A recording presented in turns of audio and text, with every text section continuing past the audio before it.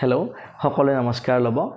আগৰ দিনৰ যিখিনি মানুহ আছিল তেওঁলোকে কৈছিল যে আমাৰ দিনত 100 টকাত আমি বেগ ভৰাই ভৰাই বস্তু কিনিব পাৰিছিলোঁ, কিন্তু বৰ্তমান সময়ত 100 টকাত কি পায়? 100 টকাটো বাদেই দিলোঁ, 500 টকাতেনো কি পোৱা যায়?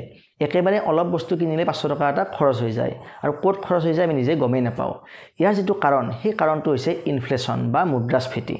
মানে মুদ্ৰাস্ফীতি যেতিয়া হয় তেতিয়া কি হয়, মানুহৰ একেখিনি টকাৰে অৰ্থাৎ একেখিনি মূল্যৰ টকাৰে আগতে যিখিনি বস্তু কিনিব পাৰিছিল সেইখিনি বস্তু কিনিব নোৱাৰা হৈ যায়, মানে পাৰ্চেছ পাৱাৰটো কমি যায়, ক্ৰয় ক্ষমতাটো কমি যায়।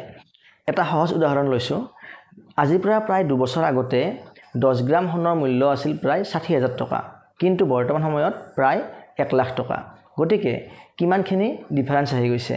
অলমষ্ট 70% ইনফ্লেশ্যন হৈছে গোল্ডত, সোণৰ ক্ষেত্ৰত। কিন্তু সকলো বস্তুতে ইমানখিনি ইনফ্লেশ্যন নহয়। ভাৰতৰ বৰ্তমান যোৱা 10 বছৰৰ যিটো গড় ইনফ্লেশ্যন, এভাৰেজ ইনফ্লেশ্যন মুদ্ৰাস্ফীতি, সেইটো হ'ল 5%। কোনোবাটো বছৰত হয়তো 6%, 7%ও হৈছে, হয়তো কোনোবাটো বছৰত 3%ও হৈছে। এনেকৈ যিটো এভাৰেজ ইনফ্লেশ্যন ৰেট সেইটো হৈছে 5%। এতিয়া এইখিনি কথা কোৱাৰ যিটো মূল উদ্দেশ্য সেইটো হ'ল যে বৰ্তমান সময়ত যিখিনি চৰকাৰী চাকৰিয়ালে কৰ্মৰত হৈ আছে, OPSৰ আণ্ডাৰতেই হওক বা NPSৰ আণ্ডাৰতেই হওক, তেওঁলোকে যেতিয়া অনাগত সময়ত ৰিটায়াৰ ল'ব আৰু ৰিটায়াৰ লোৱা সময়ত মানে অৱসৰ লোৱা সময়ত তেখেতে যিখিনি মানে পুঁজি পাব NPSৰ পৰাই হওক বা GPFৰ পৰাই হওক, সেই পুঁজিখিনিৰ মূল্য সেই সময়ত কিমানখিনি হ'ব?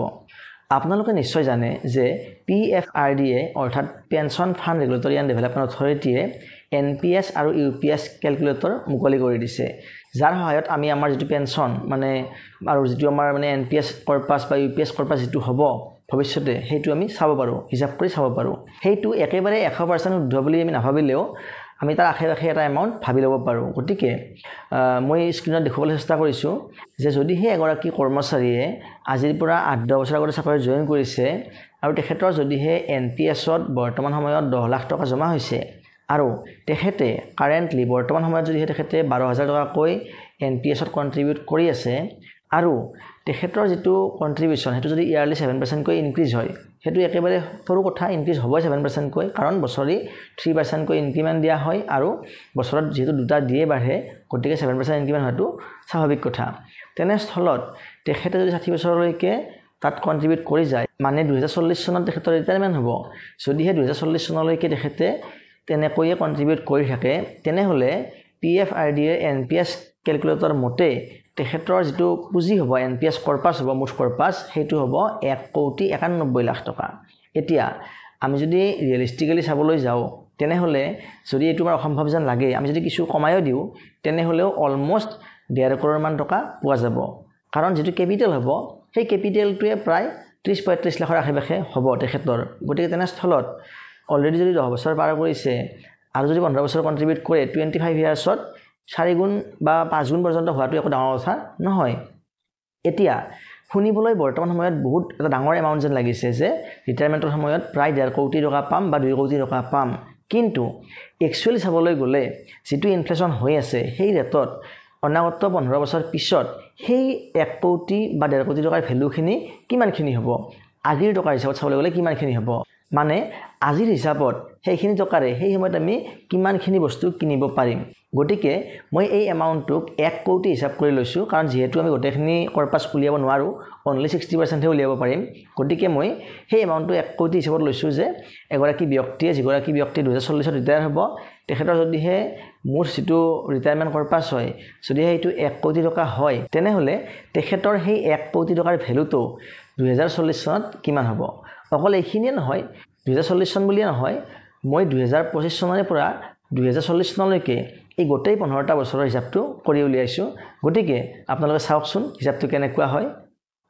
এতিয়া এইখন হৈছে ইনফ্লেশ্যন এডজাষ্টেড টেবুল, য'ত মই 1 কোটি টকাৰ ভেলুটো আজিৰ তাৰিখৰ পৰা 2040 চন পোৱালৈকে কিমান হৈ থাকিব সেইটো দেখুৱাই দিছোঁ। 2025 চনটো বেছ ইয়াৰ যিহেতু ধৰিছোঁ, ইয়াত মই ইনফ্লেশ্যনটো মই মানে ডিডাকশ্যন কৰা নাই। 2025 চনত কি হৈ আছে যে ভেলুটো হৈছে কিমান? 1 কোটি টকা। এতিয়া এই 1 কোটি টকাৰ ভেলুটো 2026 চনত মানে অহা বছৰ হ'ব 95 লাখ।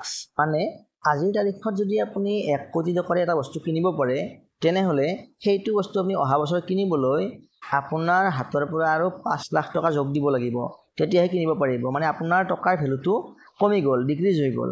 ঠিক তেনেকৈ 2027 চনত কি হ'ব, সেইটো ভেলু হ'ব আপোনাৰ 90,25,000 টকা। ঠিক তেনেকৈ গোটেই বছৰবিলাকৰ হিচাপটো দিয়া আছে, আপোনালোকে ধুনীয়াকৈ চাব পাৰিব। আৰু 2040 চনত কি হ'ব, এই চেম 1 কোটি টকাৰ ভেলুটো কিমান হ'ব, 46,32,912 টকা হ'ব। গতিকে আপুনি অৱসৰৰ সময়ত পোৱা যিখিনি আপোনাৰ পুঁজি, সেই পুঁজিটোৰ ভেলুটো চাবলৈ গ'লে আধাতকৈও কমি যাব আজিৰ পৰা 15 বছৰ পিছত। সেয়েহে সময় থাকোঁতে অৱসৰৰ সময়লৈকে বিকল্প কিবা এটা ইনভেষ্টমেণ্ট প্লেন চিন্তা কৰি সঞ্চয় কৰা আৰম্ভ কৰি দিয়ক।